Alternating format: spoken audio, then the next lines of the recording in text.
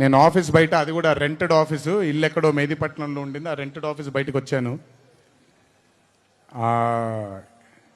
ఎవరండి మీరు అన్నాను. బాబు ఫ్యాన్ అన్నాడు. అర్థం కాలేదు.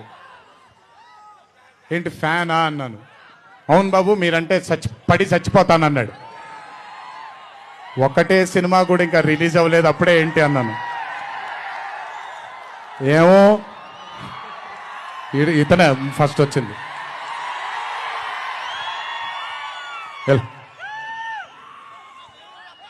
మీరంటే చచ్చిపోతానన్నాడు. చచ్చిపోవడం వద్దులే కానీ అది ఏంటిది అన్నాను. ఏమో బాబు ఇంకా మీ వెంటే ఉంటానన్నాడు. అక్కడ మొదలైన ఆ రోజు 25 సంవత్సరాలకి నాకు